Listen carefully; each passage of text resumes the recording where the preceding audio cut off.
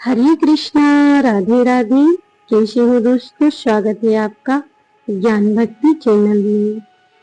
आज मैं आपको एक सत्य घटना बता रही हूँ राधे नाम की।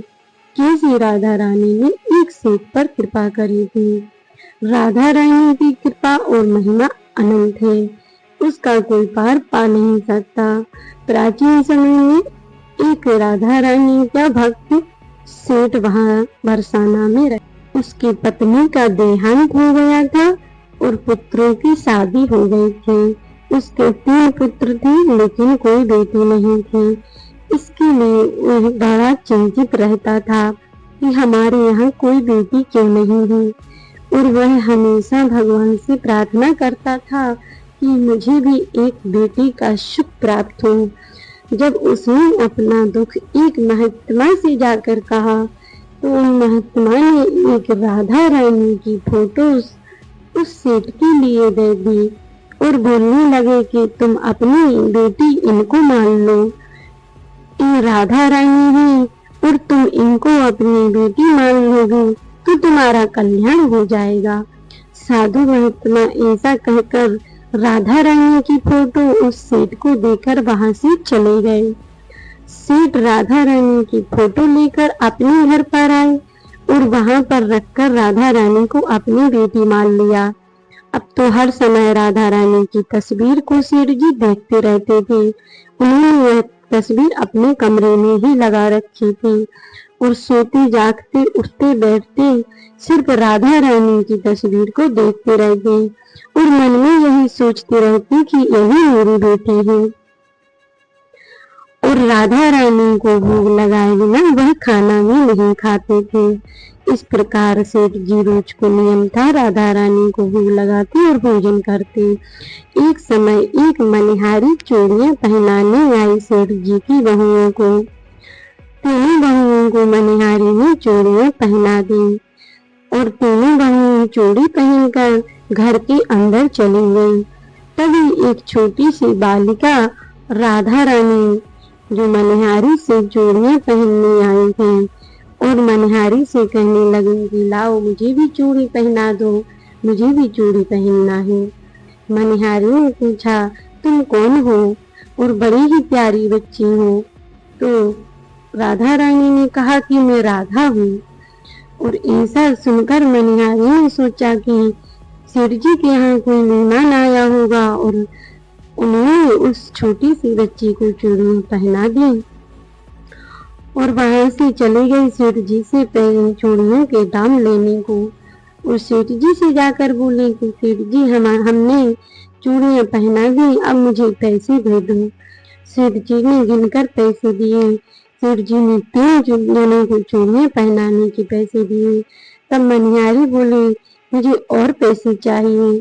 तो सेठ जी कहने लगे क्यों, चूड़ियों के दाम बढ़ा दिए क्या? मनिहारी बोली मैंने चूड़ियों के दाम नहीं बढ़ाए, मैंने हर बार 3 जन को चूड़ी पहनाती थी, आज मैंने 4 जन को चूड़ी पहनाई है, इसीलिए मुझे थोड़े पैसे ज्यादा चाहिए। इस पर सेठ जी कहने लगे झूठ बोलकर पैसे क्यों ले रही हो, हमारे यहाँ तो सिर्फ 3 जन ही हैं। और उस मनिहारी को सेठ जी ने झड़क दिया। तब वह मनिहारी वहां से चुपचाप चली गई। और सेठ जी घर के अंदर आए तो अपनी बड़ी बहू से पूछा कि बड़ी बहू बताओ 3 जन ने चूड़ी पहनी थी या कोई चौथा भी था? तब बड़ी बहू कहने लगी नहीं पिताजी, हम लोग तो 3 जन भी थे और हम तीनों ने ही चूड़ी पहनी थी, चौथा तो यहाँ पर कोई नहीं था। तब सेठ जी बोले कि अच्छा हुआ मैंने उसे पैसे नहीं दिए, वह मनिहारी झूठ बोलकर पैसे ले रही थी, चलो अच्छा हुआ नहीं दिए, चलो मुझे खाना ला दो। ऐसा कहकर सेठ जी खाना खाने लगे। राधा रानी को भोग लगाकर खाना खाकर सेठ जी सो गए। और जब सपने में राधा रानी ने उन्हें दर्शन दिए और बोले कि हे पिताजी, आज मैंने चूड़ी पहनी थी मनिहारी से जिसके पैसे तुमने नहीं दिए, तुमने अपनी बहुओं के तो पैसे दे दिए और मेरे पैसे आपने नहीं दिए, क्या आपने मुझे अपनी बेटी नहीं माना है? ऐसा कहकर राधा रानी रोने लगी। जब सेठ जी ने राधा रानी को रोते देखा तो तुरंत ही उनकी नींद खुल गई और उन्होंने देखा कि सपने में राधा रानी ने उनसे दर्शन दिए और बोला कि मेरी चूड़ियों के दाम तुमने नहीं दिए। अगले ही सुबह सेठ जी उस मनिहारी के पास पहुंचे और बोले कि तुम धन्य हो मनिहारी, तुम्हें राधा रानी को चूड़ियां पहनाने का सौभाग्य प्राप्त हुआ और जो तुमने उसका दाम मैंने तुम्हें नहीं दिया। तुम्हारे लिए जो मूल्य चाहिए ले लो। वो राधा रानी थी जिन्हें तुमने चूड़ी पहनाई थी, वह मेरी बेटी थी। मैं राधा रानी को अपनी बेटी मानता हूँ। इस प्रकार कहकर सेठ जी रोने लगे, उनकी आंखों से आंसू बहने लगे। जब मनिहारी ने ये बात सुनी तो उसकी आंखों से भी आंसू बहने लगे। सच में मैं धन्य हो गई जो मैंने राधा रानी को अपने हाथों से चूड़ी पहनाई।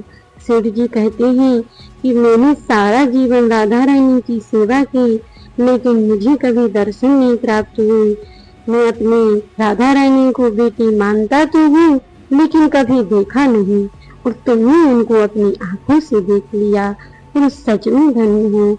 जब राधा रानी की ऐसी महिमा मनिहारन ने सुनी तो वह भी अपने आप को धन्य समझने लगी। तो ऐसी ही राधा रानी की महिमा और करुणा, जो भाव से उन्हें अपनी बेटी मानकर उनकी सेवा करता है वह उसके घर बेटी बनकर आती है, और जो माँ मानकर उनकी सेवा करता है उन्हें बचता है वो उनके यहाँ माँ बनकर आती है।